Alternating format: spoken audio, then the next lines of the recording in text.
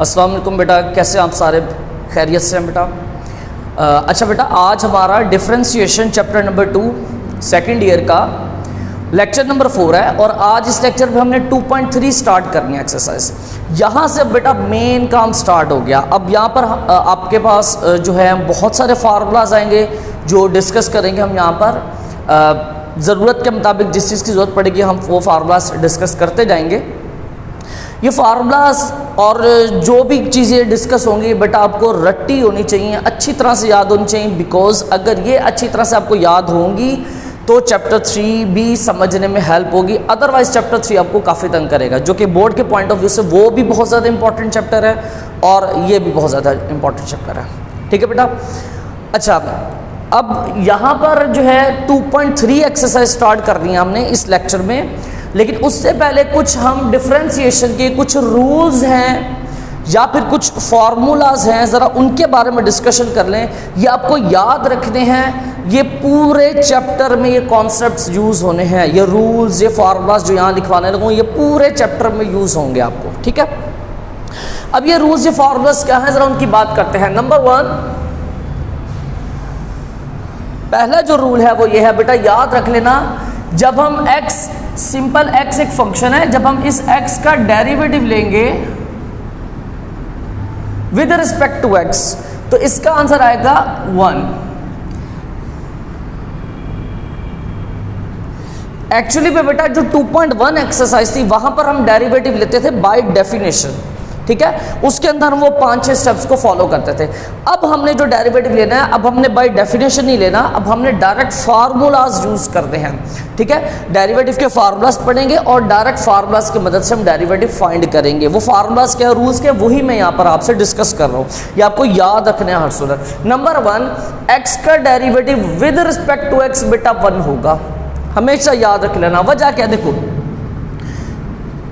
हम ले रहे हैं x का derivative with respect to x। अब ये 1 कैसे होता है, देखो इसको मैं इस तरह से लिख सकता हूँ, ये x मल्टीप्लाई के क्या हो जाएगा dx हो जाएगा, ये dx से कैंसिल क्या आ गया 1। ठीक है, तो याद रखना बेटा x का derivative with respect to x 1 होगा हमेशा। और इसी तरह अगर मैं y का derivative with respect to y लूंगा तो वो भी क्या हो जाएगा 1। मैं z का derivative with respect to z लूंगा वो भी क्या हो जाएगा 1। ठीक है, मैं इसी तरह से y का derivative with respect to x लूंगा तो अब ये 1 नहीं होगा। ठीक है ना, ज़हन में रख लेना। अब जो है बेटा ये 1 नहीं होगा।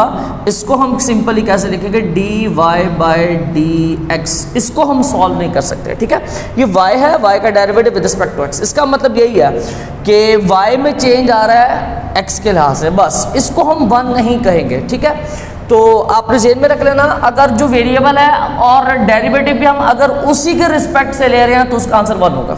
ठीक है। सेकंड रूल, अगर डेरिवेटिव तो हम x के लिहाज से ले रहे हैं लेकिन वेरिएबल कोई और है, ठीक है, मतलब y आ गया, z आ गया, थीटा आ गया, वेरिएबल t आ गया, वेरिएबल कुछ और है, हम किसी और वेरिएबल का डेरिवेटिव ले रहे हैं विद रिस्पेक्ट टू x। ठीक है ना, मतलब हम किसी एक वेरिएबल का डेरिवेटिव ले रहे हैं किसी दूसरे वेरिएबल के रिस्पेक्ट से, तो बेटा इसको फिर हम लिखेंगे dy बाय dx। इसको हम चेंज नहीं करेंगे। और अगर यहाँ पर मतलब z आ जाएगा तो इधर भी dz over dx as it is यूं ही लिखेंगे। ठीक हो गया, इसमें हम 1 नहीं करेंगे। अच्छा, ये 2 पॉइंट्स हो गए। थर्ड पॉइंट की बात करते हैं जरा जल्दी से। थर्ड पॉइंट में है कि बेटा अगर हमारे पास कोई कांस्टेंट आ जाए, कांस्टेंट से मुराद कोई नंबर। अब कांस्टेंट उसे कहते हैं जिसमें कोई चेंज ना आता हो, जैसा कि 3 है, 3 ने 3 ही रहना है, इसमें कोई चेंज नहीं आना। जो वेरिएबल होता है ना उसकी वैल्यू चेंज होती है, उसमें वेरिएशन आती है। ठीक है, लेकिन ये 3 है, ये कांस्टेंट है, इसमें कोई चेंज नहीं आना। ठीक है, तो जब हमने 3 का डेरिवेटिव लेना है विद रिस्पेक्ट टू x तो इसका आंसर क्या होगा, इसका आंसर 0 होगा। वजह, डेरिवेटिव हमें किस चीज़ के बारे में बताता है, चेंज के बारे में बताता है, जबकि ये क्या है, ये कांस्टेंट है, कांस्टेंट। कांस्टेंट का उर्दू में नहीं होता मुस्तकिल, मतलब जिसमें चेंज ना आए, ठीक है। ये कांस्टेंट है। जब इस कांस्टेंट में हम, ये क्या है, ये चेंज है, डेरिवेटिव, डेरिवेटिव मतलब चेंज। जब हम एक कांस्टेंट में चेंज चेक करेंगे कि चेंज आता है या नहीं आता, तो बेटा कांस्टेंट में तो कोई चेंज नहीं आता। कांस्टेंट उसे कहते हैं जिसमें कोई चेंज ना हो, ठीक है। दैट्स वाई किसी भी नंबर का जब हम डेरिवेटिव लेंगे तो उसका आंसर बेटा जीरो होगा। जीरो से मुराद नो चेंज, जीरो से मुराद क्या आ रहा है, नो चेंज।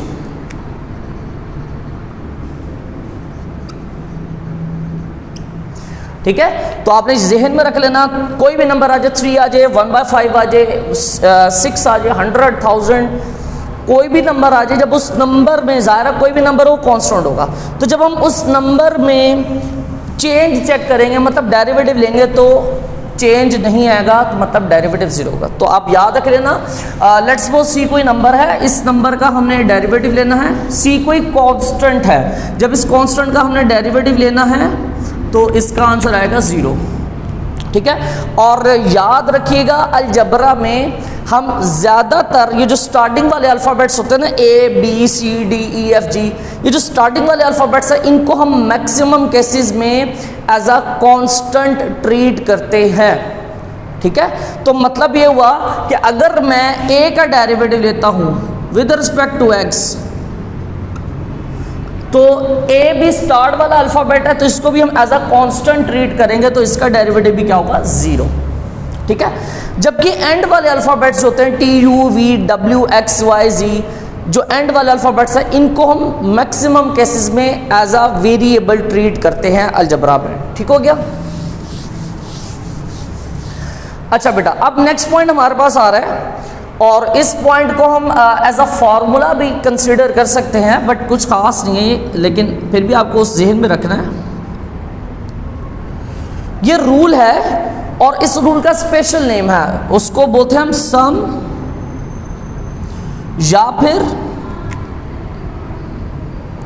Difference rule.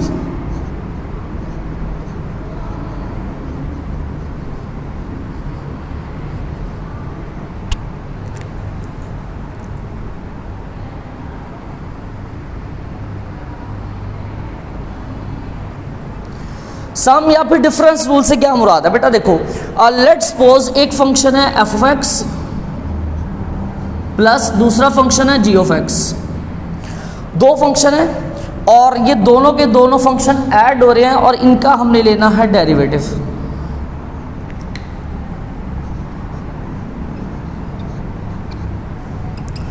तो डेरिवेटिव का रूल है कि जब फंक्शन ऐड हो रहे हो तो हम उनका अलग अलग डेरिवेटिव लेंगे, ठीक है। मतलब पहले फंक्शन का जो डेरिवेटिव होगा वो अलग हो जाएगा, ठीक है, और जो दूसरा फंक्शन है उसका डेरिवेटिव जो होगा वो अलग हो जाएगा,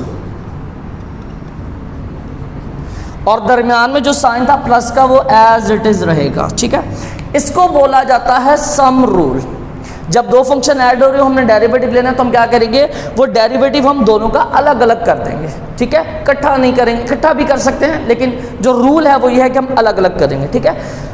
तो इसको बोलते हैं सब रूल। लेकिन अगर दरमियान में प्लस के बजाय माइनस आ जाए तो भी कोई बात नहीं, अगर प्लस होगा तो प्लस एज इट इज आ जाएगा, अगर माइनस होगा तो माइनस एज इट इज आ जाएगा। प्लस हुआ तो उसको सम रूल बोल दिया जाएगा, माइनस होगा तो उसको डिफरेंस रूल बोल दिया जाएगा, ठीक है। तो ये मैंने सम रूल और डिफरेंस रूल को कंबाइन यहाँ पे इकट्ठा करके लिख दिया। नेक्स्ट जो हमारे पास रूल है इसका, उसमें नेक्स्ट जो पॉइंट है हमारे पास वो ये है कि अगर हमारे पास किसी फंक्शन में कोई कांस्टेंट ऐड हो रहा हो, बड़ा इंपॉर्टेंट रूल है बेटा, ये लाजमी माइंड में रखिएगा इस रूल को। क्या मैं कर रहा हूं, कोई एक फंक्शन है एफ ऑफ एक्स, इसकी जगह पर एक्स हो सकता है, इसकी जगह पर 1/x हो सकता है, इसकी जगह पर स्क्वायर रूट एक्स हो सकता है, कुछ भी हो सकता है। कोई फंक्शन है, उस फंक्शन के अंदर ऐड हो रहा है क्या, सी, सी से मुराद कांस्टेंट, ठीक है। तो याद रखिएगा बेटा, जब किसी फंक्शन में कांस्टेंट ऐड हो रहा हो और उसका हमने डेरिवेटिव लेना हो, तो उसका जो आंसर आएगा हमारे पास वो ये आएगा, सम रूल हम यहां पर अप्लाई करेंगे। देखो, एक और ये दो, दो चीजें ऐड हो रही हैं, तो सम रूल क्या कहता है ना, दोनों का अलग अलग डेरिवेटिव कर लो। इस वाले का हम अलग डेरिवेटिव कर लेंगे, ठीक है, जो प्लस है वो एज इट इज, और दूसरे वाले का हम अलग डेरिवेटिव कर लेंगे, ठीक है। एक फंक्शन में कांस्टेंट ऐड हो रहा था, तो हमने सम रूल के मुताबिक दोनों का अलग अलग डेरिवेटिव कर लिया। अब ये चीज आप गौर करो बेटा, ये क्या है, हम एक कांस्टेंट का डेरिवेटिव ले रहे हैं, तो इसका आंसर क्या होगा, मैंने आपको पहले बताया था ये थर्ड रूल, कि जब किसी कांस्टेंट का हमने डेरिवेटिव लेना तो उसका आंसर होगा 0। तो इसका मतलब यहां पर क्या बनेगा हमारे पास, 0। बहुत इंपॉर्टेंट रूल है बेटा, माइंड में रखना है अच्छी तरह से, इसको आपने भूलना नहीं है हरगिज़। जब भी किसी फंक्शन में कोई कांस्टेंट ऐड होगा तो फंक्शन का तो डेरिवेटिव हम लेंगे, बट कांस्टेंट का डेरिवेटिव 0 हो जाएगा। और ये सिर्फ ऐड के लिए नहीं है, अगर कोई कांस्टेंट सब्ट्रैक्ट हो रहा है तो तब भी हमने यही करना है, ठीक है ना। तो मतलब याद रखना, जब भी कांस्टेंट ऐड होगा या सब्ट्रैक्ट होगा किसी फंक्शन में तो कांस्टेंट का डेरिवेटिव हमने 0 कर देना है, ठीक हो गया। नेक्स्ट रूल की तरफ आते हैं। नेक्स्ट रूल हमारे पास है कि लेट्स सपोज कोई फंक्शन है एफ ऑफ एक्स, और इस फंक्शन के साथ कोई कांस्टेंट, कोई नंबर मल्टीप्लाई हो रहा है सी,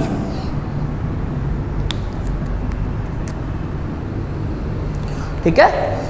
ये फंक्शन एफ ऑफ एक्स, इसके साथ कोई कांस्टेंट मल्टीप्लाई आ रहा है और हमने इसका फाइंड करना है डेरिवेटिव।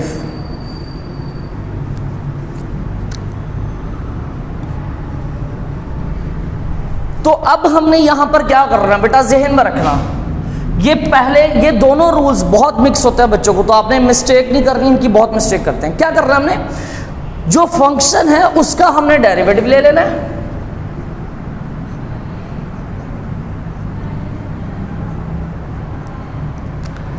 ठीक हो गया। और बेटा जो कांस्टेंट मल्टीप्लाई हो रहा था, अब ज़ाहिर है कांस्टेंट में तो चेंज आना नहीं है, तो उसका डेरिवेटिव से कोई ताल्लुक नहीं है। तो जो कांस्टेंट मल्टीप्लाई हो रहा था वो कांस्टेंट एज इट इज रहेगा, उसका डेरिवेटिव से कोई लेना देना नहीं होगा, ठीक है। इस कांस्टेंट का इस डेरिवेटिव के साथ कोई लेना देना नहीं है, ठीक है। तो याद रख लेना ये दोनों पॉइंट्स, जब भी किसी फंक्शन में कांस्टेंट जमा होगा या माइनस होगा तो उसका डेरिवेटिव 0 हो जाएगा, लेकिन जब कोई कांस्टेंट मल्टीप्लाई होगा तो उसका डेरिवेटिव से कोई ताल्लुक नहीं होगा। डेरिवेटिव हम लेंगे फंक्शन का, और जो कांस्टेंट मल्टीप्लाई हो रहा था वो एज इट इज मल्टीप्लाई होगा, दोनों को भूलना नहीं। सेम रूल डिवीजन के लिए भी, अगर कांस्टेंट मल्टीप्लाई आ रहा है तो सेम उसी तरह डिवाइड के लिए भी वही रूल है। अगर कांस्टेंट डिवाइड हो रहा है तो फंक्शन का कांस्टेंट से कोई ताल्लुक नहीं है, डेरिवेटिव का कांस्टेंट से कोई ताल्लुक नहीं है, हम डेरिवेटिव सिर्फ फंक्शन का लेंगे। मसलन कोई फंक्शन है एफ ऑफ एक्स, इसके साथ कोई कांस्टेंट डिवाइड हो रहा है, ठीक है, ऊपर मल्टीप्लाई आ रहा था नीचे डिवाइड हो रहा है, तो हमने इसका लेना है डेरिवेटिव। तो बड़ा आसान सा रूल है जो भी बताया मैंने। क्या करेंगे हम, जो फंक्शन है उसका डेरिवेटिव लेंगे, लेकिन फंक्शन ऊपर होना चाहिए, उसका हम डेरिवेटिव ले लेंगे, और जो नीचे वाला कांस्टेंट है वो एज इट इज आ जाएगा, ठीक हो गया। तो बेटा ये रूल आपने याद रखने हैं। अच्छा, उसके बाद अब हमारे पास जो नेक्स्ट रूल है वो फार्मूला है, एक्चुअली में बहुत इम्पोर्टेंट है, जो पूरे चैप्टर में बहुत दफ़ा यूज़ होगा, वो है पावर रूल।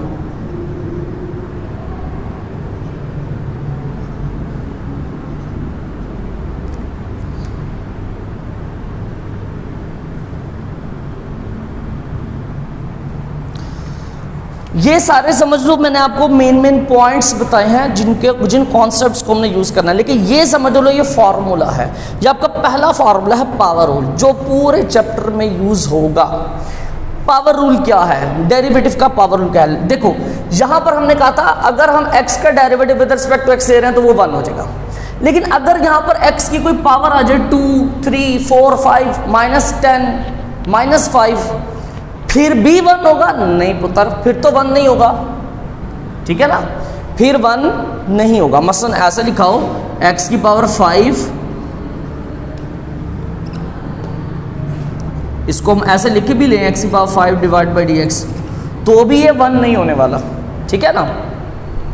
तो फिर ऐसी कंडीशन में हम क्या करें कि अगर हमारे पास x की कोई पावर आ जाए, सिंपल x है वो तो 1 हो जाएगा, लेकिन अगर x की कोई पावर आ जाए तो फिर उसका डेरिवेटिव क्या होगा। तो उसके लिए बेटा देखो, लेट्स सपोज ये फंक्शन x है और उसकी पावर है n, और हमने लेना है इस फंक्शन का डेरिवेटिव। अब डेरिवेटिव में एक रूल्स है, एक तरतीब है, एक अरेंजमेंट है। जब हमने इसका डेरिवेटिव लेना तो कैसे करेंगे, सबसे पहले जो तंग करेगी वो ये पावर करेगी। हमें सबसे पहले पावर का इलाज कर रहे हैं, मतलब हमें सबसे पहले पावर का डेरिवेटिव लेना है, बाद में जो फंक्शन है उसका डेरिवेटिव लेना है, ठीक है। अगर पावर आ जाए, अब पावर का डेरिवेटिव कैसे होगा, देखो बेटा इस पावर का डेरिवेटिव कैसे होगा, इसी वजह से इसका नाम पावर रूल रख रहे हैं, क्योंकि यहां पर हमने पावर का डेरिवेटिव लेना है। कैसे करेंगे, पावर पहले लिखो, पहले आप पावर लिख दो, फिर जो फंक्शन है वो एज इट इज लिख दो, ठीक है, और फिर पावर में से एक कम कर दो। ये अभी तक मैंने जितना लिखा है ना, ये सारा का सारा डेरिवेटिव का फॉर्मूला है, और ये किसका डेरिवेटिव है, पावर का डेरिवेटिव है। इसको बोलते हैं पावर रूल, ठीक है। किसी भी फंक्शन की पावर आ जाए n, तो हमने क्या करना है, पावर पहले, function as it is, power में से एक कम, पावर पहले, function as it is, power में से एक कम, पावर पहले, फंक्शन एज इट इज, और पावर में से एक कम। बेटा रट्टा होना चाहिए। ये तो हो गया पावर का डेरिवेटिव, लेकिन बात यहां खत्म नहीं होगी, आगे हमने मल्टीप्लाई करना है डेरिवेटिव, आगे हमने डेरिवेटिव मल्टीप्लाई कर रहे हैं। किसका डेरिवेटिव, बेटा पावर के नीचे जो भी फंक्शन दिखेगा उसका डेरिवेटिव आगे हमने लाजमी मल्टीप्लाई करना है। क्लियर है, पावर के नीचे पहले अगर फंक्शन की पावर है तो पहले पावर का डेरिवेटिव, और फिर क्या करेंगे, पावर के नीचे, पावर के बगैर जो फंक्शन है उस फंक्शन का डेरिवेटिव लाजमी मल्टीप्लाई करना हमने। ये पावर रूल है बेटा, सबसे पहला और इंपॉर्टेंट फार्मूला। फॉर एग्जांपल हम कुछ एक दो एग्जांपल्स देख लेते हैं। लेट्स सपोज वहां पास x की पावर 3 आ जाए या 4 आ जाए, हमने इसका डेरिवेटिव लेना है, तो कैसे करना है, देखो इसके डेरिवेटिव के लिए हमें सबसे पहले ना इसकी पावर का इलाज करना है, जो पावर 4 है, ठीक है। n की जगह पर आ रहा है 4, तो पावर रूल क्या कहता था, पावर रूल कहता था पावर पहले लिख दो एज इट इज, फिर फंक्शन, और जो उसकी पावर थी फंक्शन की उसमें से एक कम कर देना, ठीक है। तो यहां पर भी हम ऐसे करते हैं, पावर 4 है तो पावर एज इट इज, फिर फंक्शन, ठीक है, और पावर में से एक कम कर देना, तो 4 में से एक कम कर देना, ठीक हो गया। आगे मल्टीप्लाई करना है, बात इधर खत्म नहीं होगी, ये तो पावर का डेरिवेटिव हुआ, आगे मल्टीप्लाई करना है हमने डेरिवेटिव। किसका डेरिवेटिव, पावर के नीचे जो फंक्शन है उसका डेरिवेटिव, और वो क्या है, x। तो ये बेटा कंप्लीट डेरिवेटिव हो गया। सॉल्व करने के बाद आंसर क्या बनेगा इसका, 4x की पावर 4 - 1 3 मल्टीप्लाई x का derivative with respect to x क्या होगा, ये बेटा आपको सबसे पहले यही बताया था मैंने, x का derivative with respect to x क्या होता है, 1। तो मतलब इस पूरे का आंसर क्या आ जाएगा, 1। और यकीनन आपको पता 1 मल्टीप्लाई होगा तो कोई फर्क नहीं पड़ता, ठीक है। आपकी बुक में भी ये चीज नहीं लिखी हुई है, सिर्फ इतना लिखा हुआ है। वजह उसकी ये है क्योंकि बेटा x का derivative with respect to x आपको अभी मैंने बताया 1 होता है, 1 मल्टीप्लाई होगा कोई फर्क नहीं पड़ेगा। दैट्स वाई आपकी बुक में ये चीज नहीं लिखी हुई है, ठीक है, लेकिन ये भी साथ में आता है। एक और एग्जाम्पल देख लेते हैं ताकि अच्छी तरह से आपको क्लियर हो जाए। देखो हमारे पास है लेट्स सपोज x की पावर -5 और इसका हमने लेना है डेरिवेटिव। अब मैं थोड़ा डायरेक्ट करूंगा, तो कैसे था, पहले तो पावर का डेरिवेटिव करेंगे, पावर का डेरिवेटिव पावर रूल से होगा। पावर रूल क्या था, power as it is, power पहले लिख देनी है जो है, फिर फंक्शन लिखो और फंक्शन की पावर में से एक कम कर दो, -5 ये पावर है, इस पावर में से हमने एक कम करना है। फिर आगे हमने मल्टीप्लाई करना है पावर के नीचे जो फंक्शन है उसका डेरिवेटिव। तो पावर के नीचे क्या है, x, और x का derivative with respect to x क्या होता है, 1। हमने पढ़ा x का derivative with respect to x 1 होता है, मैं डायरेक्ट 1 लिख देता हूं यहाँ पे। ठीक है, तो ये आपको अब डायरेक्ट थोड़ा सा करना आना चाहिए। तो ये कितना हो जाएगा, -5 -1 कितना हो जाएगा, -6 हो जाएगा। तो ये बेटा जी आंसर आ गया। अच्छा, कुछ और भी रूल्स हैं, तो उन रूल से पहले आने के लिए मैं ज़रा एक 2.3 एक्सरसाइज का एक क्वेश्चन कर देता हूँ। क्वेश्चन नंबर 1, अब ये ALP में तो नहीं है क्वेश्चन, लेकिन इसलिए करवा रहा हूँ ये क्वेश्चन ताकि आपको जितने भी हमने रूल्स यहाँ पर लिखे हैं, जो भी कुछ पढ़ा है, इनकी आपको समझ आ जाए हमने इनको यूज़ कैसे करना है। ठीक है, तो ज़रा क्वेश्चन नंबर 1 कर लेते हैं हम एक्सरसाइज 2.3 का।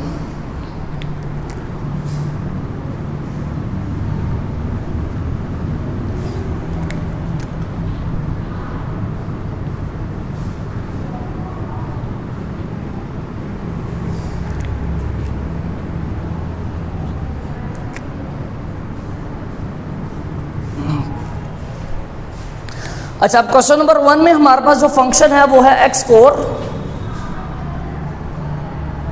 Plus 2x³ plus x²। अब ये बेटा उसने हमें फंक्शन दे दिया, हमने इसका डेरिवेटिव लेना और स्टेटमेंट में क्या कह रहा है, differentiate with respect to x। अब उसने बाय डेफिनेशन का वर्ड नहीं यूज़ किया, उसने फर्स्ट प्रिंसिपल का वर्ड नहीं यूज़ किया, उसने AB इनिशियो मेथड का वर्ड यूज़ नहीं किया, तीनों में से कुछ भी यूज़ नहीं किया। तो मतलब अब यहाँ पर हमें 2.1 वाला काम नहीं करना। अब यहाँ पर हमको ये फार्मूलाज जितने हमने डिस्कस किए, जितने रूल्स डिस्कस किए, हमने इनको फॉलो करना हम यहाँ पर। ठीक है, तो हम इसका डेरिवेटिव लेते हैं विद रिस्पेक्ट टू x। तो सबसे पहले ना हम लेट कर लेते हैं, इस पूरे फंक्शन का नाम है y। ठीक है, अब हमने डेरिवेटिव लेना है तो हमें d/dx की जरूरत है। d/dx आएगा तो डेरिवेटिव होगा। ठीक है, तो हम लेफ्ट साइड राइट साइड दोनों साइड्स पर डिफरेंशियल डेरिवेटिव अप्लाई कर देते हैं।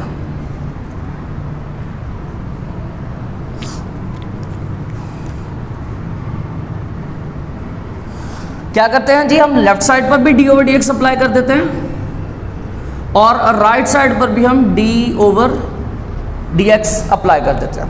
तो नेक्स्ट हमारे पास क्या आ जाएगा बेटा, अब मैंने यहां पर भी आपको बोला था y का derivative with respect to x, इसका हम कुछ नहीं कर सकते हैं, तो ये एज इट इज रहेगा जैसे आपको यहां पर लिखवाया था मैंने।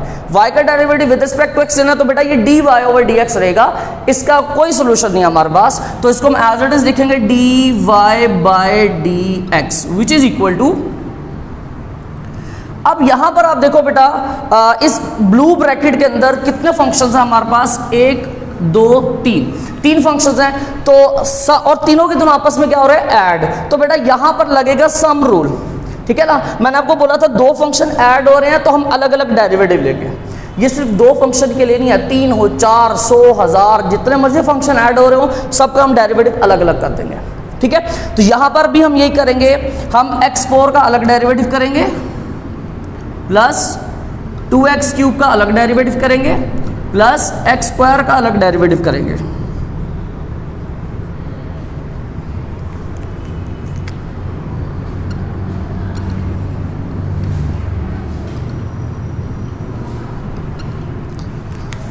ठीक है, सम रूल के अकॉर्डिंग हमने इन तीनों फंक्शंस पर अलग अलग डेरिवेटिव कर दिया। ठीक हो गया। अच्छा, अब नेक्स्ट उस पर आते हैं जरा, हम इसको फिलहाल एज इट इज लिख देते हैं हम d/dx इंटू x की पावर 4 प्लस। अच्छा बेटा जरा यहां पर देखो, ये x³ ये फंक्शन है और इस फंक्शन के साथ मल्टीप्लाई हो रहा है 2, और 2 एक नंबर है जिसको हम कांस्टेंट कहते हैं। तो मतलब ये हुआ कि एक फंक्शन के साथ एक कांस्टेंट मल्टीप्लाई हो रहा है। तो इसके बारे में भी मैंने आपको यहाँ पर बताया था। मैंने क्या कहा था कि जब किसी फंक्शन के साथ कोई कांस्टेंट मल्टीप्लाई होगा तो हमने क्या करना है, हमने बेटा फंक्शन का डेरिवेटिव लेना है। ठीक है, जो फंक्शन है उसका हमने डेरिवेटिव लेना है और जो कांस्टेंट मल्टीप्लाई हो रहा है उसको डेरिवेटिव से बाहर निकाल देना है, उसका डेरिवेटिव से कोई ताल्लुक नहीं है। ठीक है, तो यहाँ पर भी हम ऐसे ही करेंगे, ये जो फंक्शन है इस फंक्शन का हम डेरिवेटिव लेंगे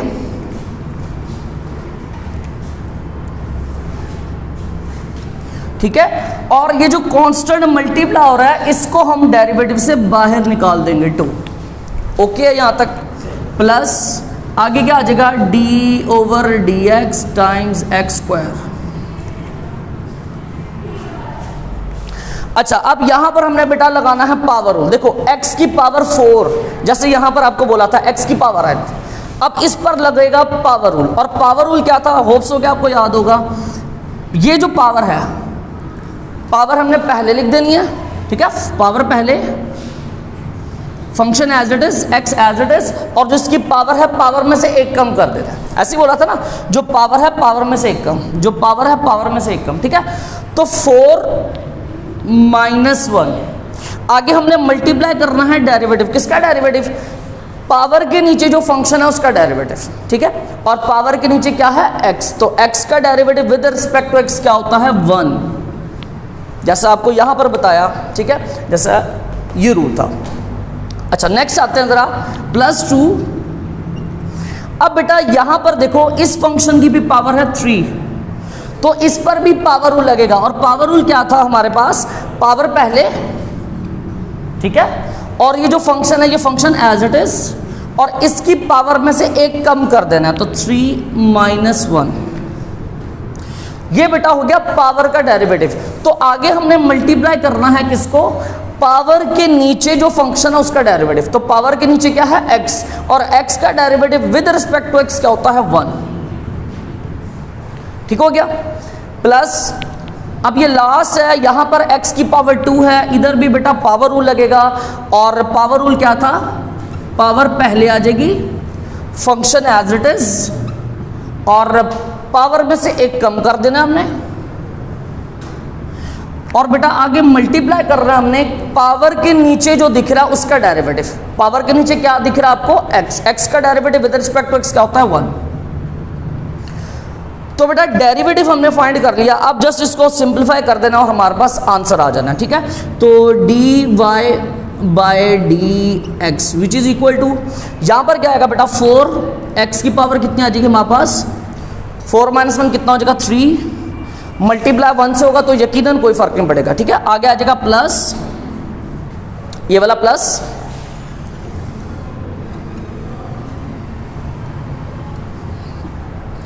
तो यहां पर क्या आएगा, 2 × 3 = 6, x की पावर कितनी आ जाएगी, 3 - 1 कितना हो जाएगा, 2 स्क्वायर, आगे मल्टीप्लाई हो रहा है 1 से मल्टीप्लाई होगा तो कोई फर्क नहीं पड़ेगा, ठीक है ना। फिर आगे आ रहा है प्लस 2, x की पावर कितनी आ जाएगी, 2 - 1 पावर 1 है, और 1 पावर लिखने की जरूरत नहीं होती, ठीक है। और ये किससे मल्टीप्लाई आ रहा है, 1 से मल्टीप्लाई होगा, कोई फर्क नहीं पड़ेगा, तो बेटा ये आ गया हमारे पास आंसर।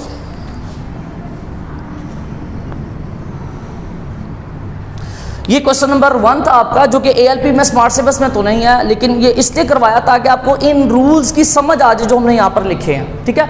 मैक्सिमम रूल्स इसमें हमारे कवर हो चुके हैं, तो ये मैंने डिटेल से करवाया, डेट से इतना लेंथी है, अदरवाइज ये क्वेश्चन जो है ना 2 से 3 स्टेप पे खत्म कर दिया जाता है, ठीक है। तो मैंने डिटेल से करवाया बिकॉज मैंने ये रूल्स आपको समझाते हैं कि इनको यूज़ कैसे करना है, ठीक है। अच्छा अब लास्ट जो है हमारे पास कुछ इंपॉर्टेंट फार्मूलाज रह गए हैं, कुछ 2-3, वो ज़रा हम लिख लेते हैं बिकॉज उनकी भी हमें काफ़ी ज़रूरत पड़ने वाली आगे जाके।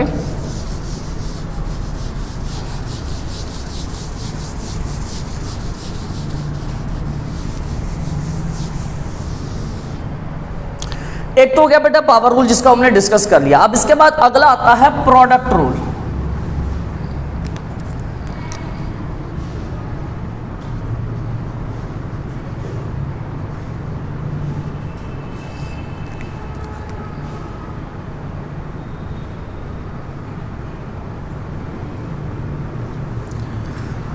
अच्छा अब मैथमेटिक्स में प्रोडक्ट का वर्ड जहां पर भी आ जाता है इसका मतलब होता है मल्टीप्लाई करना, ठीक है ना। अब प्रोडक्ट रूल से क्या मुराद है बेटा, यकीनन जहां पर कोई मल्टीप्लिकेशन वाला सीन होने लगा, अब वो सीन क्या है जरा उसकी बात करते हैं। देखो बेटा लेट्स सपोज एक फंक्शन है f(x) और दूसरा फंक्शन है g(x), दोनों फंक्शन बेटा मल्टीप्लाई हो रहे हैं, यहां पर दोनों फंक्शन ऐड हो रहे थे, दैट्स व्हाई यहां पर सम रूल लगा था या डिफरेंस रूल लगा था। यहां पर दोनों फंक्शन मल्टीप्लाई हो रहे हैं और हमने इनका लेना है डेरिवेटिव। तो बेटा याद रखना जब दो फंक्शन मल्टीप्लाई हो रहे हो और उनका हमने डेरिवेटिव लेना हो तो प्रोडक्ट रूल लगाना है। प्रोडक्ट रूल क्या है बेटा, फर्स्ट फंक्शन, दो फंक्शन है ना, एक f(x) दूसरा g(x), डेरिवेटिव हमने दोनों का ही फाइंड करना है पर इकट्ठा नहीं, बारी बारी। कैसे, first function as it is लिख दो, फिर आगे मल्टीप्लाई कर दो डेरिवेटिव किसका भला, जो सेकंड फंक्शन है उसका डेरिवेटिव मल्टीप्लाई कर देना हमने, ठीक है। फिर प्लस उसके बाद हमने क्या करना है, यहां पर जो किया इसका उलट कर दो, मतलब first function as it is था, सेकंड का डेरिवेटिव था, अब हमने उलट करना है, second function as it is और मल्टीप्लाई कर देना है इसको डेरिवेटिव के साथ, और वो किसका डेरिवेटिव होगा, वो होगा फर्स्ट फंक्शन का डेरिवेटिव। मतलब डेरिवेटिव हमने दोनों का ही लेना है, ठीक है। तो लेकिन बारी बारी, first function as it is second का derivative plus second as it is first का डेरिवेटिव। हम इसको पहले और इसको बाद में लिख सकते हैं, बिकॉज इस वैल्यू के साथ भी प्लस है, इसके साथ भी प्लस है, तो हम 2 में 3 ऐड करें या 3 में 2 ऐड करें, फर्क कोई नहीं पड़ता, ठीक हो गया। तो प्रोडक्ट रूल याद रखना, एक का डेरिवेटिव दूसरा एज इट इज, फिर दूसरा एज इट इज और पहले का, एक का डेरिवेटिव दूसरा एज इट इज और फिर पहला एज इट इज और दूसरे का डेरिवेटिव हमने दोनों का ही करना है। ये हो गया हमारा प्रोडक्ट रूल।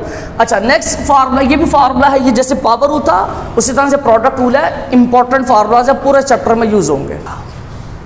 अच्छा, उसके बाद हमारे पास आता है क्वोशंट रूल।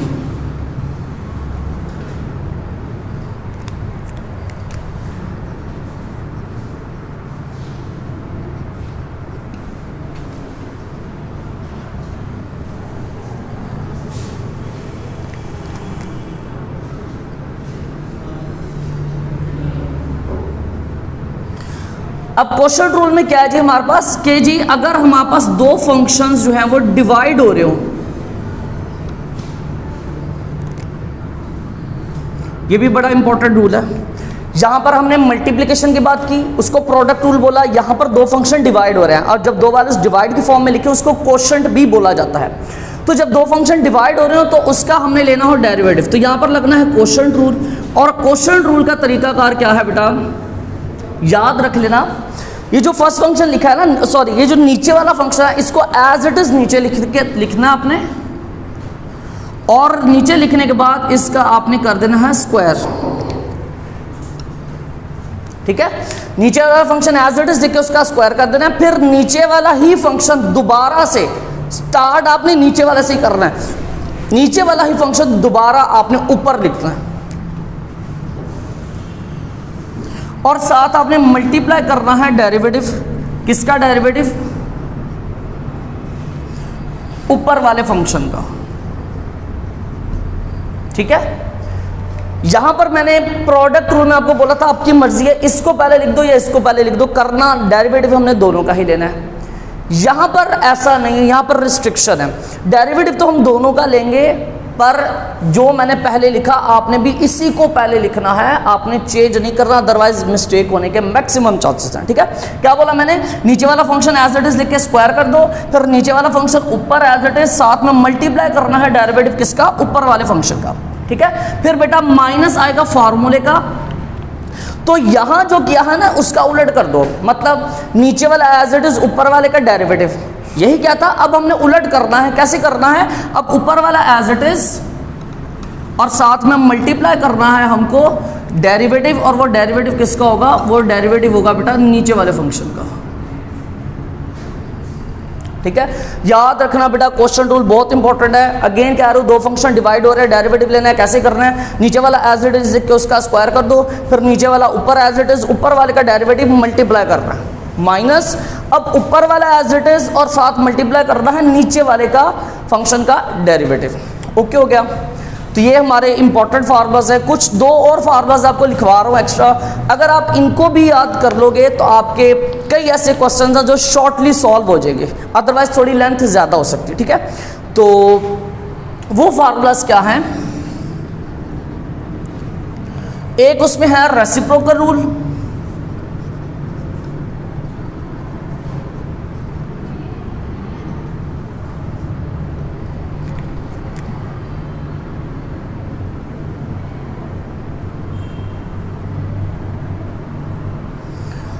रेसिप्रोकल का मतलब होता है उलट। मसलन 2 एक नंबर है, अगर मुझको 2 का रेसिप्रोकल फाइंड करना है, मतलब उलट फाइंड करना है, वो होगा 1/2, जिसको हम मल्टीप्लिकेटिव इनवर्स भी बोलते हैं, ठीक है ना। तो यहाँ पर हम रेसिप्रोकल रूल की बात करने लगे, मतलब अगर एक फंक्शन रेसिप्रोकल की फॉर्म में है 1/f(x),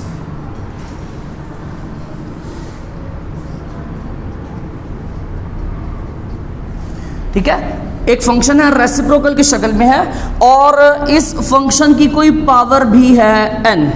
लेट्स सपोज कोई इसकी पावर है n और हमने इसका लेना है डेरिवेटिव। तो एक तो तरीका यह है कि ये फंक्शन की पावर नीचे n है, ऊपर जाके -n हो जाएगी तो हम पावर रूल लगा देंगे, एक तरीका ये है। लेकिन दूसरा तरीका जो है, जो मैं आपको बोलने लगूँ, ये ज़रा शॉर्ट है, ये आप याद कर लोगे तो आपके क्वेश्चंस की लेंथ थोड़ी छोटी हो जाएगी। वो क्या है? रेसिप्रोकल रूल में आपने क्या करना है, ये जो फंक्शन नीचे डिवाइड हो रहा है इसको एज इट इज नीचे लिख दो आप।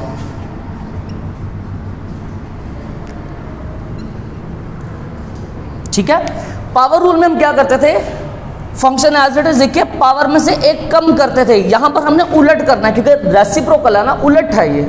तो क्या करना है, हमने ये पावर में एक प्लस करना है, माइनस नहीं करना, ऐड करना है। यहां पर हम माइनस करते थे पावर में से, यहां पर हमने क्या करना है, पावर में एक प्लस कर देना है। ठीक हो गया, ओके। और जो पावर थी पहले वही पावर आपने ऊपर लिख देनी है न्यूमरेटर में विद नेगेटिव साइन। ये माइनस आपने खुद लगाना है फॉर्मूले का। ठीक है, रेसिप्रोकल रूल क्या बोला मैंने, फंक्शन जो डिवाइड हो रहा है इसकी कोई भी पावर हो, पावर 1 हो, 2 हो, 100 हो, 1000 हो, -11 हो, कोई भी पावर हो, फंक्शन डिवाइड हो रहा है, क्या करेंगे, फंक्शन एज इट इज लिख के उसकी पावर में 1 ऐड कर देंगे। ओके है, और जो पावर पहले थी, बाद वाली पावर की बात नहीं कर रहा है ऐड करने के बाद, जो पावर पहले थी वही पावर एज इट इज ऊपर लिख के विद माइनस।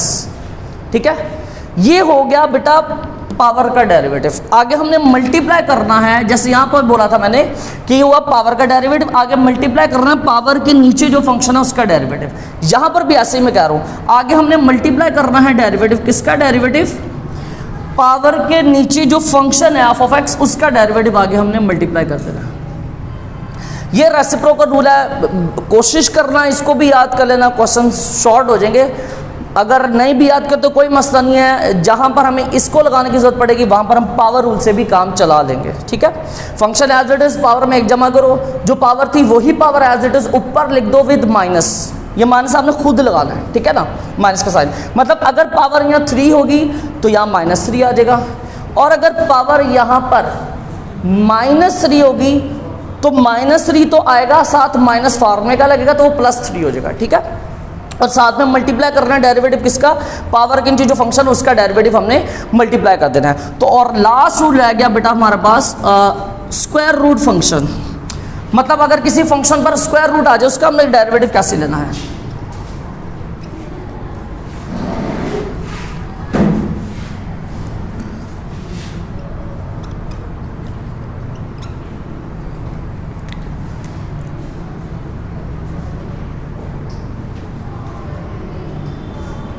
ये लास्ट रूल है बेटा, इसको भी बेहतर है याद कर लो तो आपकी क्वेश्चंस की लेंथ काफ़ी रिड्यूस हो जाएगी, अदरवाइज हम पावर रूल से भी काम चला लेंगे। ठीक है, अब ये स्क्वायर रूट फंक्शन का कॉन्सेप्ट क्या है बेटा, देखो लेट्स सपोज कोई फंक्शन है एफ ऑफ एक्स और इस फंक्शन के ऊपर आ जाता है स्क्वायर रूट। अच्छा, ये रूल सिर्फ स्क्वायर रूट के लिए बता रहा हूँ मैं, क्यूब रूट, फोर्थ रूट वगैरह के लिए नहीं बता रहा हूँ। अगर फंक्शन के ऊपर स्क्वायर रूट आ जाए और हमने इसका डेरिवेटिव लेना हो तो हमने क्या करना है, बड़ा आसान सा काम है, 1/2 लिख देना है। ठीक है, वैसे भी स्क्वायर रूट खत्म करते हैं 1/2 आता ना, तो वही 1/2 लिख देना है। और ये जो फंक्शन है पूरा का पूरा स्क्वायर रूट वाला फंक्शन जिसका हम डेरिवेटिव ले रहे हैं, ये पूरा का पूरा function as it is denominator में लिख देना आपने विद स्क्वायर रूट। बस इतना सा काम है। ठीक है, और आगे मल्टीप्लाई करना है डेरिवेटिव, किसका डेरिवेटिव, स्क्वायर रूट के अंदर जो भी फंक्शन होगा उसका डेरिवेटिव। ये सीन तो सब में ही आ रहा है, पावर रूल में भी आया था कि फंक्शन का डेरिवेटिव मल्टीप्लाई करना है, रेसिप्रोकल रूल में भी आया था फंक्शन का डेरिवेटिव मल्टीप्लाई करना है, इसी तरह स्क्वायर रूट फंक्शन में भी आ रहा है कि स्क्वायर रूट के जो नीचे है उसका डेरिवेटिव मल्टीप्लाई करना है। एक्चुअली में ये जो हमने इतना लिखा है ना, ये हमने सिर्फ इस स्क्वायर रूट का डेरिवेटिव लिया। ठीक है, फिर आगे हम क्या करेंगे, मल्टीप्लाई करेंगे डेरिवेटिव किसका, जो स्क्वायर रूट के नीचे फंक्शन है उसका डेरिवेटिव आगे हम मल्टीप्लाई करेंगे। तो इंशाल्लाह नेक्स्ट लेक्चर में हम बेटा इन्हीं फार्मूलाज की मदद से सबसे इंपॉर्टेंट जो होंगे उनमें पावर रूल होगा, प्रोडक्ट रूल, क्वोशंट रूल, और ये सारे फार्मूला सबसे इंपॉर्टेंट होंगे। इन्हीं की हेल्प से हम ALP के मुताबिक 2.3 एक्सरसाइज स्टार्ट करेंगे नेक्स्ट लेक्चर में इंशाल्लाह। आपने फार्मूलाज बेटा अच्छी तरह से इनको याद कर लेना, रट लेना है। आपके लिए पेपर के पॉइंट ऑफ व्यू से चैप्टर बहुत ज़्यादा इंपॉर्टेंट है, तो लाजमी इसको प्रिपेयर कीजिएगा। अस्सलाम वालेकुम।